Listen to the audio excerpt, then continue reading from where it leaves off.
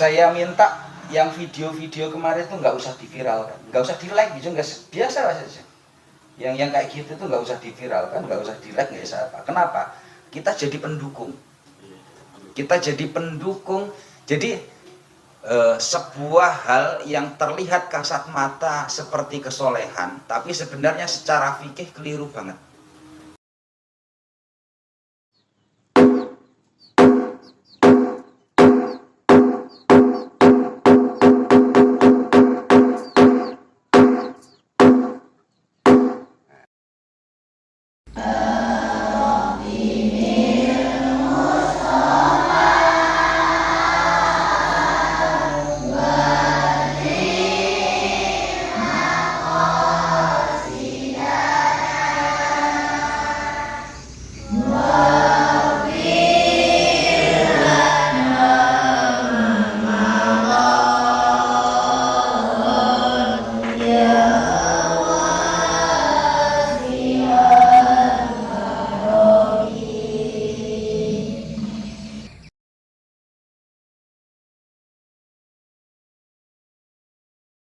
Minasyaitonirrajim. Bismillahirrahmanirrahim. Alhamdulillahirabbil alamin arrahmanir rahim maliki yaumiddin. Iyyaka na'budu wa iyyaka nasta'in. Ihdinas siratal mustaqim. Siratal ladzina an'amta 'alaihim ghairil maghdubi 'alaihim waladdallin. Amin. Khususan kedua orang tua kita, guru-guru kita, orang-orang yang menjadi jalan sampainya ilmu Allah kepada kita semuanya. Syai'ulillahi lahumul fatihah. A'udzubillahi minasyaitonirrajim. Bismillahirrahmanirrahim. Alhamdulillahirabbil alamin arrahmanir rahim maliki yaumiddin. Iyyaka na'budu wa iyyaka nasta'in. Ihdinas siratal mustaqim. Siratal ladzina an'amta 'alaihim ghairil maghdubi 'alaihim waladdallin. Amin. Khususan untuk saudara-saudara kita di Palestina. Syai'ulillahi lahumul fatihah. A'udzubillahi minasyaitonirrajim. Bismillahirrahmanirrahim. Alhamdulillahirabbil alamin arrahmanir rahim maliki yaumiddin. Iyyaka na'budu wa iyyaka nasta'in. Ihdinas siratal mustaqim. Siratal ladzina an'amta 'alaihim ghairil maghdubi 'alaihim waladdallin. Rabbil firli wa liwalidayya wa lil mu'minina amin. Bismillahirrahmanirrahim.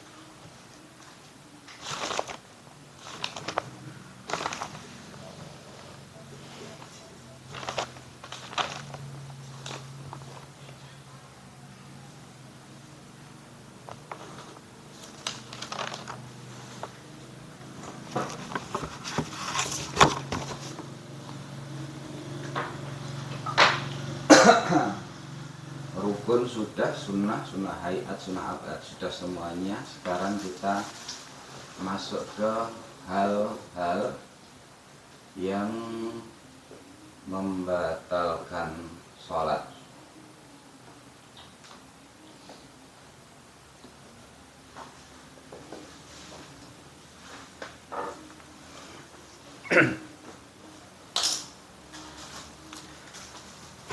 Bismillahirrahmanirrahim. Mubtilatus shalah, hal-hal yang membatalkan sholat. Tabatulus sholatu bil hadasi. Sholat menjadi batal jika kita kedatangan hadas. Apa itu hadas?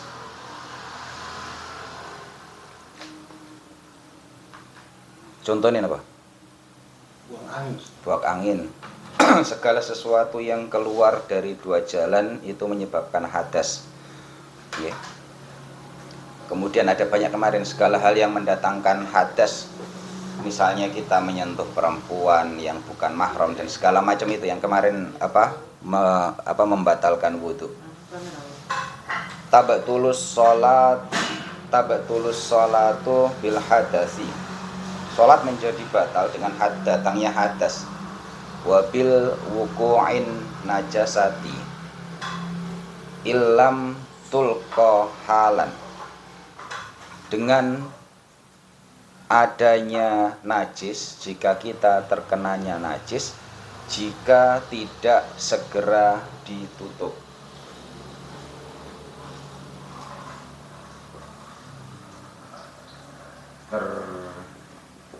Terjadi hadas. Yang kedua, terkena najis jika tidak segera dihilangkan. Yang ketiga,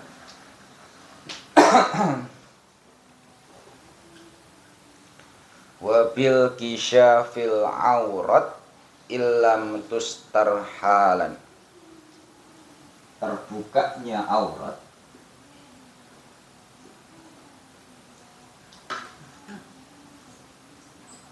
jika tidak segera ditutup.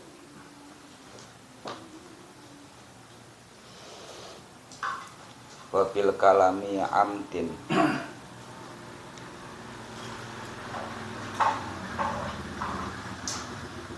berbicara, yang dimaksud berbicara itu kalimat ajam dengan sengaja.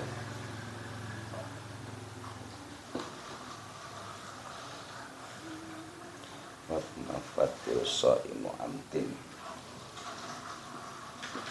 melakukan hal-hal yang membatalkan puasa. Apa yang membatalkan puasa berarti dia juga membatalkan sholat. Wabil aplikasi,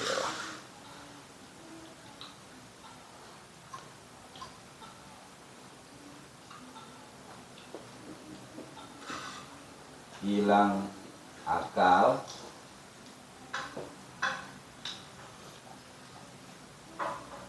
tiga kali, ya.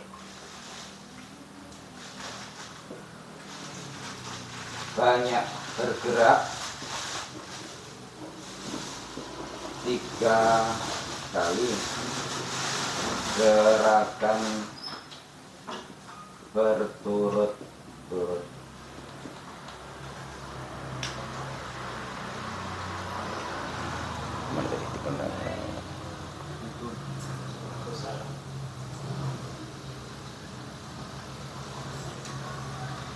Memukul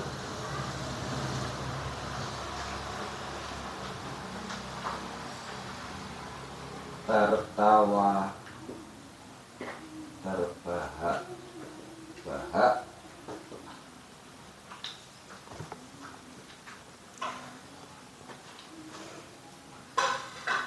sampai di bawah.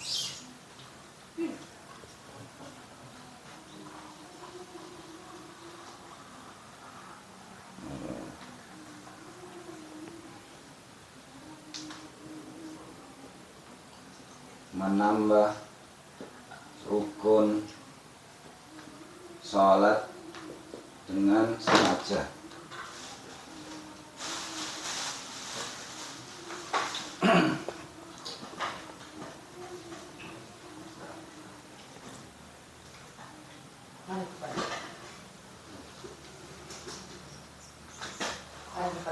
Berubah niat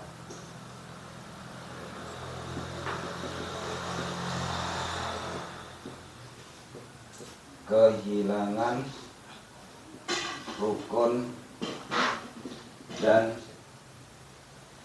syarat sahnya sholat. Sampai bawah. Hal-hal yang membatalkan puasa. Yang pertama adalah terjadinya hadas, kentut, buang angin, apa segala macam lah ya. Pokoknya segala hal yang membatalkan wudhu, berarti kita menjadi datang hadas kecil, berarti kita sholatnya juga batal. Berikutnya terkena najis, jika najis tersebut tidak bisa segera dihilangkan. Ketua kelas iso langsung teko langsung njobo lho piye.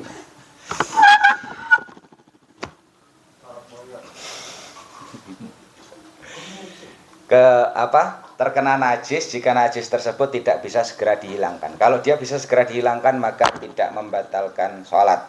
Misalnya ada kotoran di depan kita, status kotorannya itu bisa kita segera tutupi ya. Atau terkena kotoran yang kering terutama. Karena kalau kotoran basah otomatis dia najisnya berpindah. Kalau najisnya berpindah kita akan susah untuk menghilangkannya, terkecuali jika kita sholat berada di atas tanah ya. Kita sholat sendirian, sholatnya di atas tanah, terus terkena najis basah sebentar, kemudian kita gosokkan ke tanah, maka status najisnya dia bisa hilang. Terkecuali itu akan kesulitan untuk menghilangkannya. Berikutnya adalah terbukanya aurat jika kita tidak bisa segera menutupnya. Terbukanya aurat yang sekejap itu tidak membatalkan sholat asalkan segera ditutup. Misalnya Pak Guru pakai sarung toh, sholat pas di dalam masjid pewenuh kayak di depan, kena angin kewenceng jeret melambai-lambai. Nah, itu kan kadang-kadang lambaian sarung guys membuka aurat. Bukan sarungnya malah lambai itu.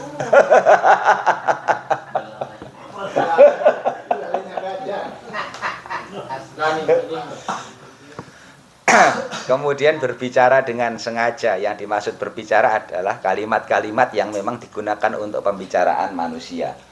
Berikutnya adalah melakukan hal-hal yang membatalkan puasa. Contohnya makan, minum, walaupun yang ditelan itu selilit. Tahu selilit? Makanan yang nyantol di gigi gitu. Misalnya Papa Yavan habis makan somai, atau somainya yang satu masih belum ditelan nyangkut di gigi. Terus kemudian hilang akal. Hilang akal itu bisa terjadi karena beberapa hal. Yang pertama dikarenakan pingsan, kemudian dikarenakan ayan, segala macam. Yang penting hilang akal itu maka dia sholatnya batal. Berikutnya banyak bergerak ini ya. Saya pakai atau kitab ini menggunakan menggunakan mazhab yang paling hati-hati, yaitu mazhab Syafi'i, menggunakan 3 kali gerakan yang dilaksanakan berturut-turut. 3 kali gerakan di luar sholat yang dilaksanakan berturut-turut itu membatalkan sholat. Berikutnya memukul ya. Berikutnya tertawa terbahak-bahak. Jika tertawanya misalnya entahlah ya kan, paling semuanya juga pernah ngalami itu pas sholat apa begitu kan. Terus kemudian kadang-kadang itu entah imamnya salah kah, entah imamnya berbuat lucu kah, apa segala macam, ada kalanya seseorang itu tertawa. Kalau tertawanya senyum ya, senyum tidak mengeluarkan suara, maka itu tidak membatalkan puasa. Kok tertawa puasa tidak membatalkan sholat. Kalau misalnya tertawanya sampai terbahak-bahak, maka itu membatalkan sholat. Berikutnya menambah rukun sholat dengan sengaja. Rukun sholat itu kalau misalnya dia tertambah dengan tidak sengaja, maka dia tidak membatalkan sholat.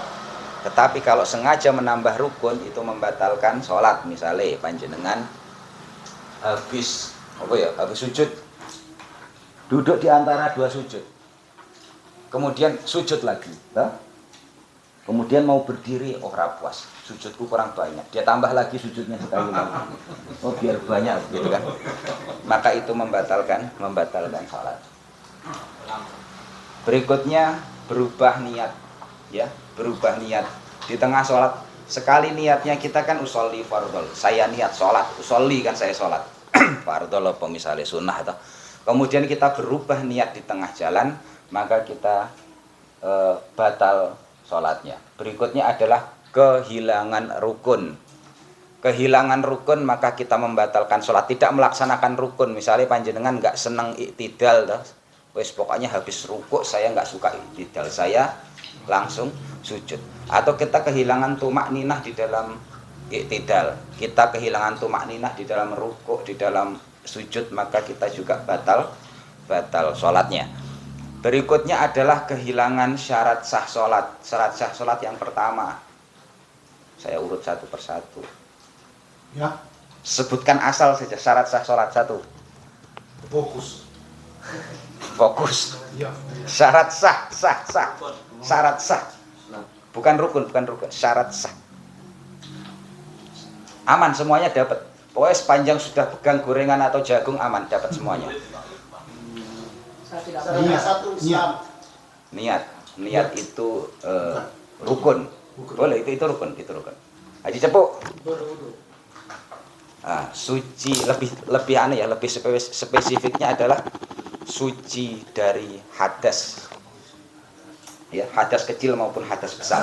Salah satunya dengan berwudu, ya. Papa air.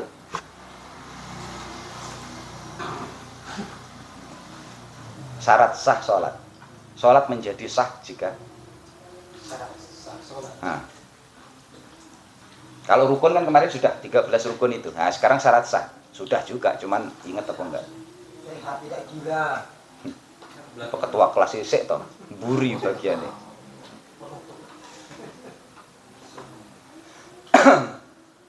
Syarat sah sholat.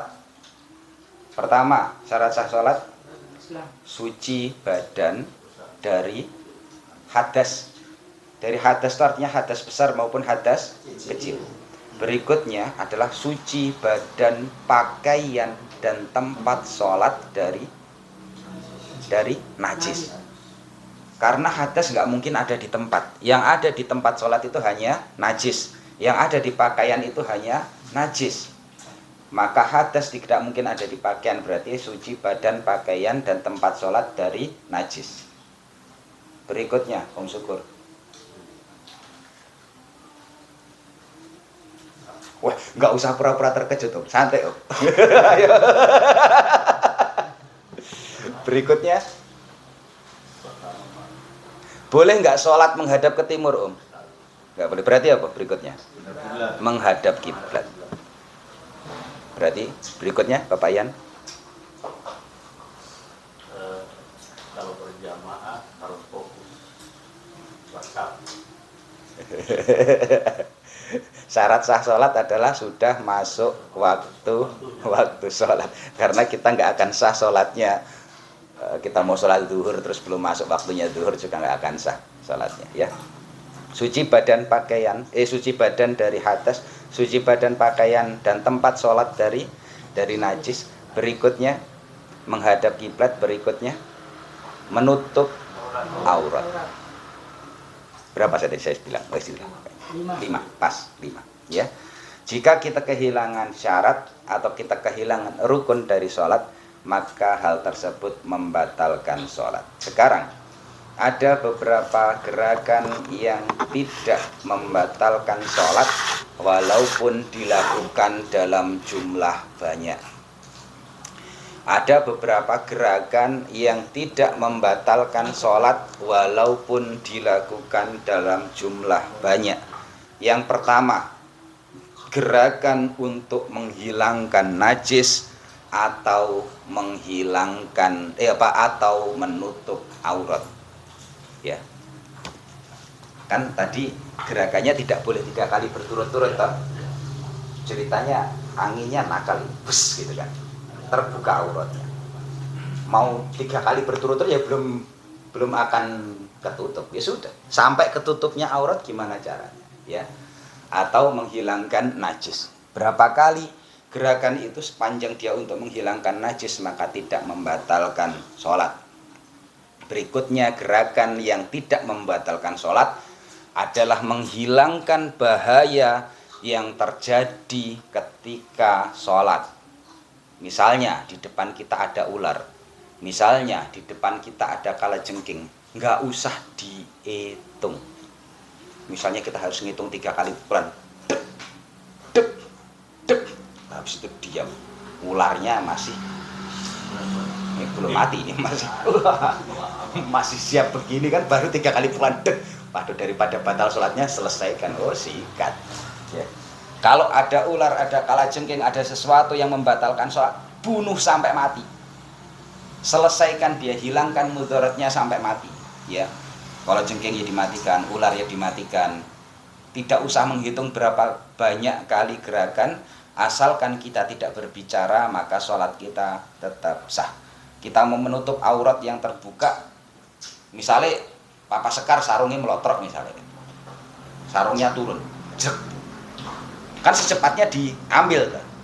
Kalau 3 kali gerakan ini sarung ini belum terkunci, ya sudah, pokoknya sampai sarung ini terkunci ya selesai. Di situ juga itu gerakannya tidak membatalkan sholat.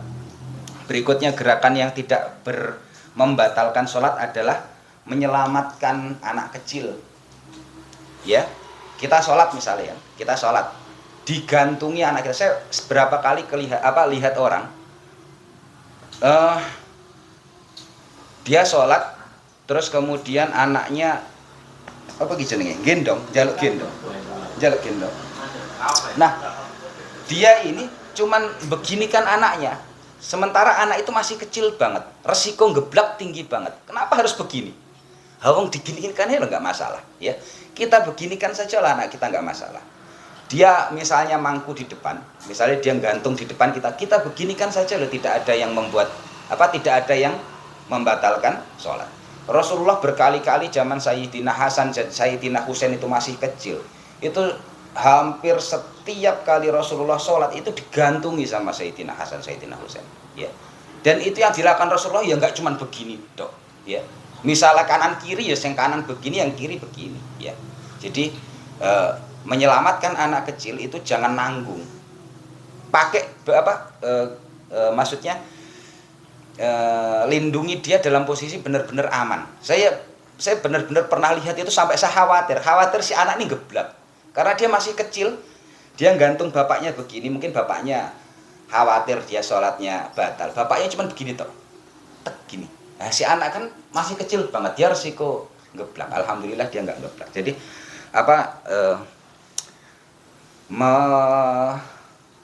melindungi apa istilahnya?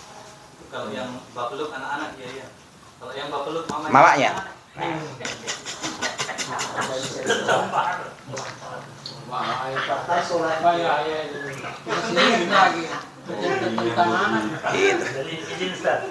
Ye, monggo. Yang lama Bapak Ian. Sholat. Ye. Jadi ini yang seperti kemarin waktu gempa. Ye. Termasuk saya juga, saya tidak sholat gara-gara gempa. Ya. Apakah saya sholat maghribnya itu saya laksanakan setelah isya atau apa? Apakah masih bisa saya? Karena situasinya kondisinya itu kan tidak memungkinkan. Apakah dikatakan masih sah atau tidak? Sah. Itu termasuk hal yang syar'i di dalam mengkodok sholat adalah terjadi peristiwa yang membuat mudarat di waktu sholat tersebut, maka yang wajib dilakukan waktu itu bukan sholat. Yang wajib dilakukan waktu itu adalah menyelamatkan diri. Jadi itu adalah kodok sholat yang ini. Imamnya sebenarnya sholat kiraan. Jika kemarin kalau saya ditanya apa fatwanya yang di video-video orang gempa kencang begitu, ya, kemudian dia masih tetap sholat sementara resiko hancurnya bangunan cukup tinggi, kalau ditanya apa fatwanya saya bilang haram. Haram. Walaupun orang tadi dari sudut pandang Allah itu belum tentu dia berdosa, tetapi ulama wajib memfatwakan itu haram. Kenapa harus difatwakan haram? Nanti bisa dicontoh sama orang lain. Untung dia nggak mati, ya, untung bangunan itu nggak hancur. Bagaimana kalau kemungkinan bangunan hancur itu cukup tinggi sementara dia tetap berdiri di situ, apalagi dia imam begitu kan? Dia imam mempertahankan semua jamaah tetap berdiri di situ. Kalau saya lari saja. Wong misalnya itu yang datang bukan gempa, yang datang misalnya cewek atau apa paling dilirik. Gempa ya lari saja.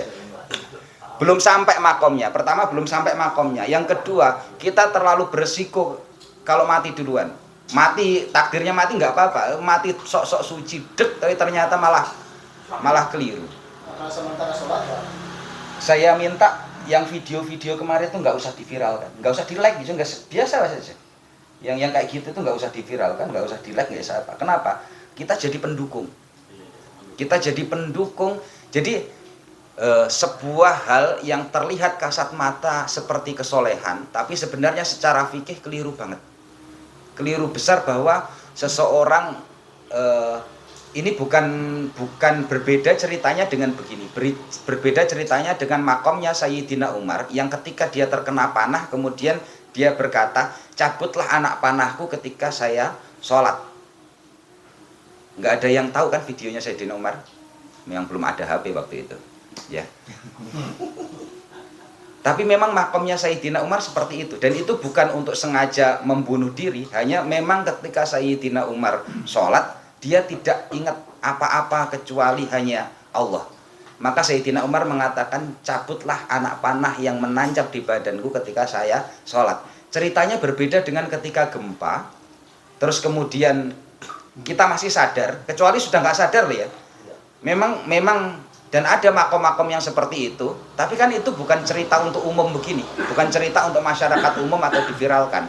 Boleh seperti itu dan tidak salah. Yang salah itu kalau diviralkan, dicontohkan sama orang lain apa segala macam. Monggo, lanjut. Masalah najis tadi, Ustaz. Nggih.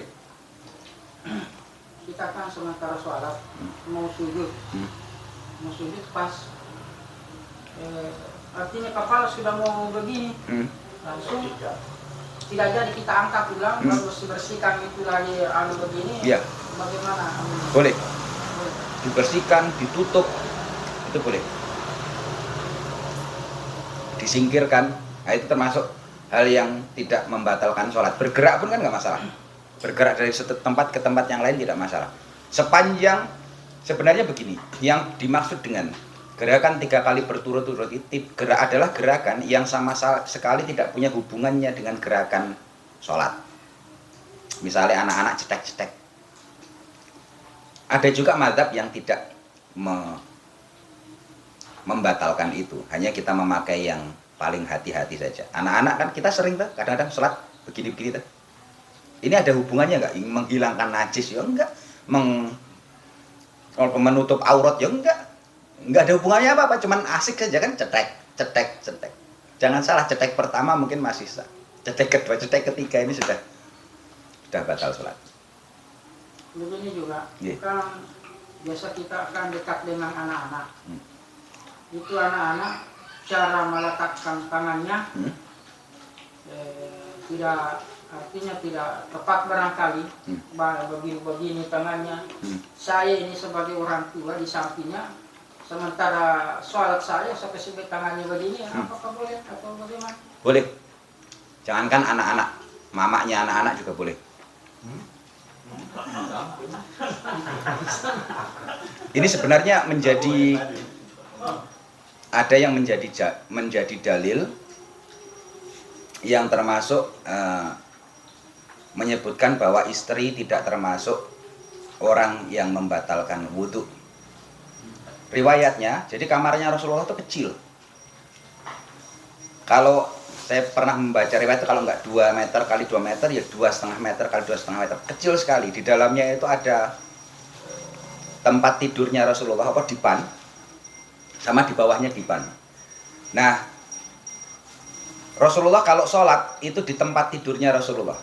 Nah, kalau Rasulullah sholat malam, Sayyidah Aisyah itu kakinya ndelonjor. Kakinya apa namanya? Kasih lurus. Nah, karena kamarnya sempit. Nah, terus kalau Rasulullah mau sujud itu beliau ambil kakinya Sayyidah Aisyah, kemudian beliau pindahkan, beliau kemudian sujud. Kemudian setelah sujud beliau kembalikan lagi kakinya biar kakinya itu ndelonjor lagi. Jadi bukan hanya anak-anak, kalau cuman masalah kayak gitu mamanya anak-anak pun nggak masalah. Jadi itu juga yang menjadi beberapa hadis itu cukup kuat ya, secara sanadnya cukup kuat. Jadi itu ada yang menyebutkan, makanya beberapa ulama menganggap bahwa istri tidak termasuk yang membatalkan wudhu dikarenakan itu, karena memegang ini nggak mungkin walaupun tidak ada keterangan apapun, artinya memegangnya itu yang dipegang roknya atau apapun, tapi ya kemungkinan besar yang dipegang tetap kaki. tetap kakinya beliau. Jadi itu yang salah satu dasar. Ada yang tidak sepakat dengan bahwa istri merupakan orang yang membatalkan wudhu. Boleh Bapak Raja, tidak masalah. Terus kalau ada anak-anak dalam mudharat mau jatuh di depan kita ini, mau jatuh, tangkap. Sholat itu nggak sekaku itu. Kan sholat kita nggak disuruh merem, tapi kita disuruh melek. Melek juga kita juga tahu sikonnya kanan kiri kita. Jadi ya sudah. Saat sholat sahabat juga tahu kanan kirinya. Kita saat sholat sahabat juga mendengar apa yang diucapkan oleh Rasulullah. Dan sholat dalam posisi kita sadar. Monggo.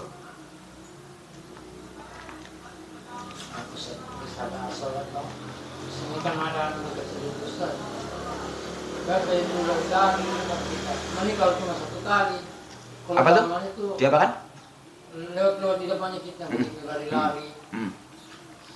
Ini kalau cuma satu kali ini setelah gerakan dia lari-lari terus sudah bagaimana kira-kira itu? Biasa saya kalau sudah kayak begitu saya kasih begini tangan saya sampai begitu supaya dia tidak lewat lagi begitu. Kalau saya dicari jalan yang terbaik sajalah. Masalah anak kecil. Yang pertama adalah Rasulullah tidak pernah melarang anak kecil di masjid. Tapi juga ada beberapa hadis yang menyuruh kita menjaga ketenangan di dalam masjid. Jadi dijaga saja ininya, dicari solusinya saja. Kalau saya yang seperti itu, dicari solusinya saja. Anak-anak dilarang itu bukan solusi.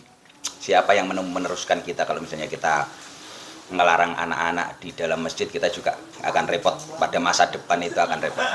Tapi berikutnya juga kalau memang terlalu rame, saya malah kepikiran kayak kemarin itu, yang kita saja bisa gantian jaga motor biar nggak di maling orang, masa urusan anak-anak kita nggak bisa. Kan kalau misalnya demi kemaslahatan sama-sama mengurangi mudarat, kan nggak masalah, kenapa tidak? Ya, kita ajarkan anak-anak, kemudian ada beberapa orang yang nggak ikut sama duluan, kemudian dia jaga anak-anak. Misal ini posisi anak-anak sudah sangat ramai sekali, dan urusan anak-anak berbeda dengan urusan orang dewasa. Orang dewasa, kata Rasulullah, jangan sampai orang dewasa itu melewati kita dari kita berdiri sampai kita tempat sujud kita. Ya. Bahkan kalau misalnya wanita yang lewat di depan kita, maka sholat kita batal. Kalau kita nggak berbuat apa-apa, maka sholat kita batal. Nah, yang harus kita lakukan adalah kita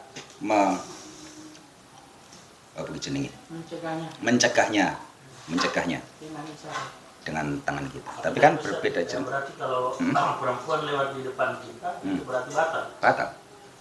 Batal. Makanya jangan sampai kita sholat nggak pakai sutroh. Setidaknya sajadah. Ada perempuan lewat di depan kita, dia lewat di antara kita berdiri dengan kita sujud, batal sholat kita. Biar anak kecil. Perempuan yang sudah balik. Oh, yang balik. Perempuan yang sudah balik. Pernah barangkali lewat di rumah. Yang masalah itu bagrat 3 kali. Iya, siap. Bisa membatalkan salah. Iya. Jadi kan ini kan biasa orang kan dia angkat tangannya tapi jari-jarinya ini bagal.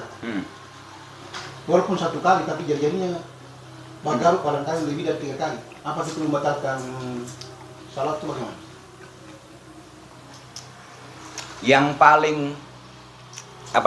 yang paling kaku, yang paling konservatif ulama Syafi'iyah itu dia menghitung jari. Tapi saya nggak mau ikut itu, ribet nanti. Bapak-bapak yang batal sholatnya. Saya menggunakan di bawahnya itu yaitu tangan, ya, gerakan tangan. Jadi bukan jari, karena jari itu bagian dari tangan. Jadi kalaupun misalnya begini jarinya bergerak, ini yang bergerak jari. Jadi tangannya masih bergerak 1 kali, baru kemudian dia kembali lagi. Dia belum dihitung 3 kali gerakan. Tetapi saya dulu waktu di pondok itu saya punya guru yang kakunya luar biasa. Dia ngaji takrib itu sampai kakunya luar biasa. Dia masuk di dalam orang yang menghitung jari. Jadi jari ini dihitung. Jadi satu, cuman garuk itu cuman boleh 1 kali. Tak pikir-pikir kalau saya ikut ini, wah, belum hilang gatalnya itu kalau cuma 1 kali itu. Dikasih lihat di depan model tangannya seperti apa, Mas? Kenapa nih? Oh, sorry. Ah, gini ya. Ah, gini. Saya dulu punya guru yang dia menghitung jari.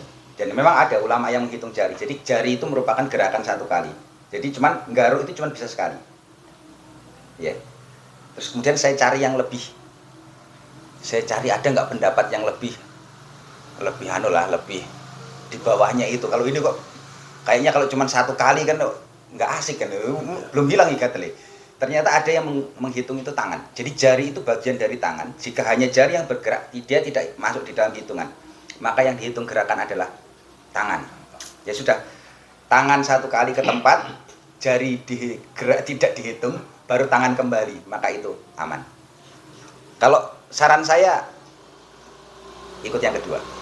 Tapi nggak apa-apa juga kalau mau ikut yang pertama, berarti gerakannya 1 kali saja, menggaruknya 1 kali saja. Biasa juga Pak Ustadz, itu kalau ada yang mau digaruk itu kan jadi masalah juga. Tidak digaruk. Gatal? Masalah. Banggar juga masalah. juga tambah Jadi memang serba jadi kita hilang konsentrasi. Baik, saya tak bercerita mengenai titik gerakan di dalam sholat itu yang tidak terlampau kaku. Jadi saya harap itu saja. Yang tidak terlampau kaku adalah seperti ini. Sepanjang gerakan sholat itu masih berhubungan dengan sholat, apakah dia membantu ataukah dia menghilangkan mudarat, maka dia bukan termasuk gerakan yang membatalkan sholat. Gerakan yang membatalkan sholat itu adalah gerakan yang sia-sia. Yang pasti sia-sia itu cetek-cetek itu pasti sia-sia. Ini pasti gerakan sia-sia. Tapi kalau ceritanya Bapak Ian menggaruk, kalau nggak digaruk kan benar-benar berat. Maka menggaruk menurut saya dia masuk di dalam hal yang menghilangkan mudarat di dalam sholat. Maka gerakan yang seperti itu harusnya tidak membatalkan sholat.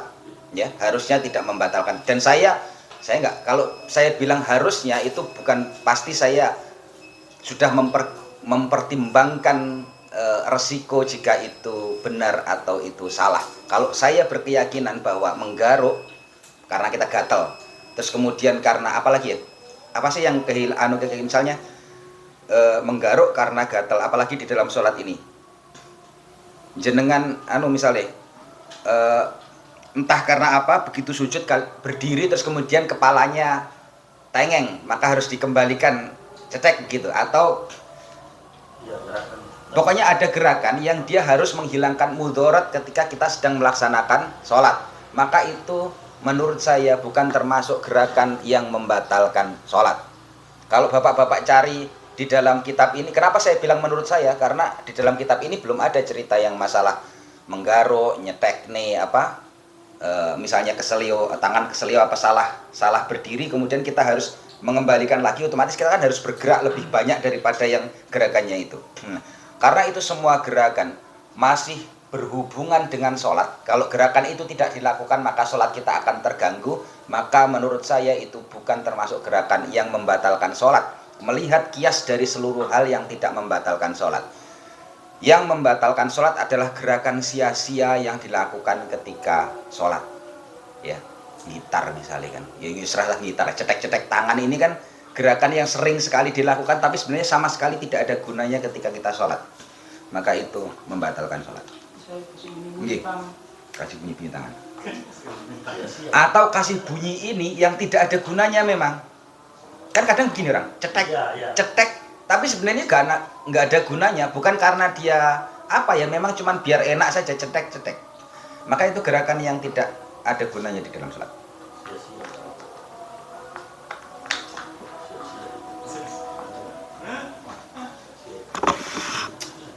Saya kayaknya sudah butuh banget kacamata deh. Sudah mulai mulai bergerak-gerak. Nanti kan diterangkan. Bagal bukan karena mata malam. Ada pertanyaan lagi? Dit.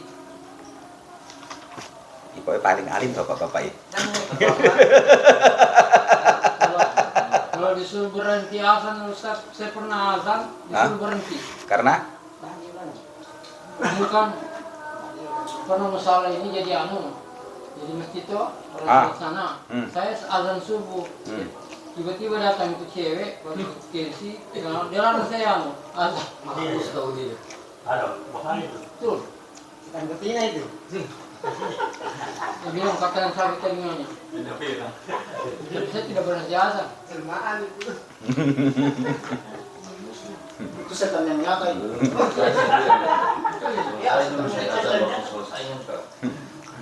itu naksir haji cepuk saja cewek. Silakan. Pribon. Apa?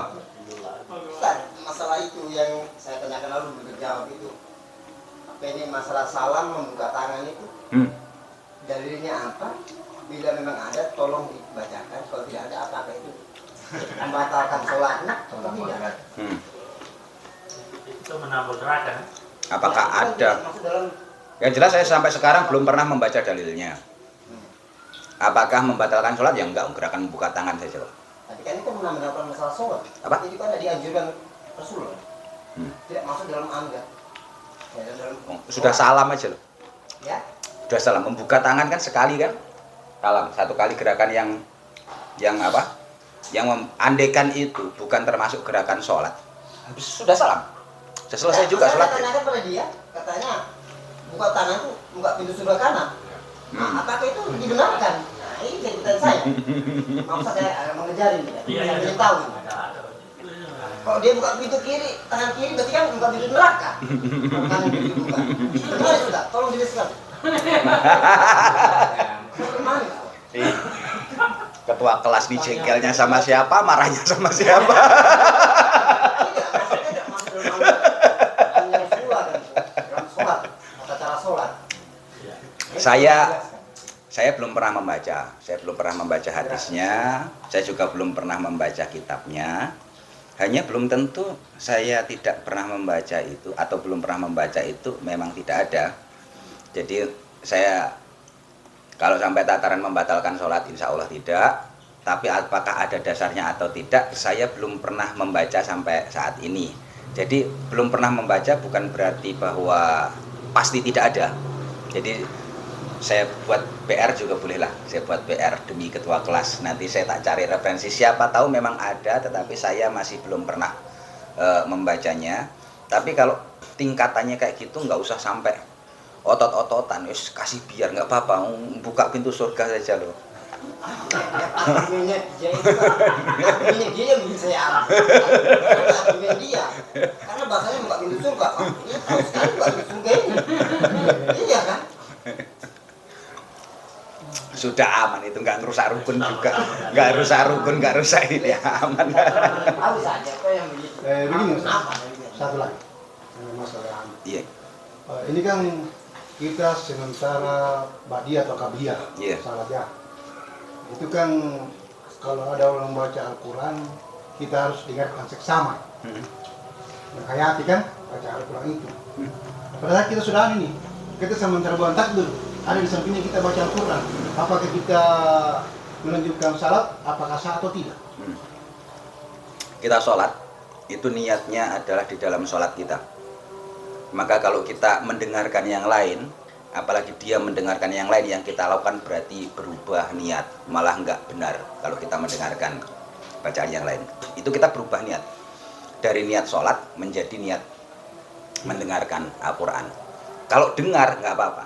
Kalau dengar memang dengar, suaranya keras dengar. Ya. Tapi kalau niat mendengarkan itu beresiko tinggi untuk berubah niat. Sama dengan seperti ini. Bapak-bapak lagi sholat, di sampingnya ada orang rasan-rasan. Pak ketua lagi sholat, Pak ketua kelas sama Pak imam lagi ngomongin janda. Nah, kok kayaknya asik. Jadi sholatnya itu kalau dia cuma kedengaran nggak masalah. tapi terus diem gara-gara itu ceritanya nggak selesai-selesai, itu beresiko berubah niat dari kita niat sholat menjadi niat mendengarkan. Kalau terdengar tidak apa-apa. Kalau kita memang niat mendengarkan itu merubah niat. Jadi jangan mau adzan mau apapun sholat karena memang niat kita dari mulai takbiratul ihram sampai salam niat kita sholat. Kalau terdengar jelas terdengar. Rasanya hampir tidak ada lah yang di sini sholat nggak mendengar apa-apa. Tidak nih, kalau orang misalnya baca Al-Quran, itu kan kita dianjurkan untuk menyimak atau mendengarkan sebenarnya. Kita sementara salat, apa kita batalkan salatnya, kita baru mendengarkan Al-Quran? Sudah baca Al-Quran? Ya tidak.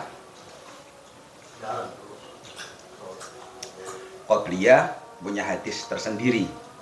Berarti dia niatnya sunnahnya masuk sunnah kuat. Ya. Yang wajib kita membatalkan atau punya kekuatan untuk membatalkan sholat sunnah kita itu bukan orang membaca Al-Quran, tetapi panggilan dari ibu kita, istri panggilan dari suaminya, itu lebih kuat secara hukum. Karena hukumnya ini setara, maka tidak ada mendengarkan Al-Quran itu membuat sholat qabliyah kita harus dibatalkan. Dia hukumnya setara, maka tidak boleh dibatalkan sholatnya. Yang dipilih bukan membatalkan sholat, meneruskan sholatnya. Pangkatnya sama, kecuali pangkatnya lebih tinggi ini. Pangkatnya lebih tinggi, misalnya ada panggilan dari orang tua kita, istri dipanggil suaminya, ada panggilan darurat dari anak kita yang terlihat bahwa itu darurat. Ada panggilan darurat, maka sholatnya batal, laksanakan kondisi yang darurat.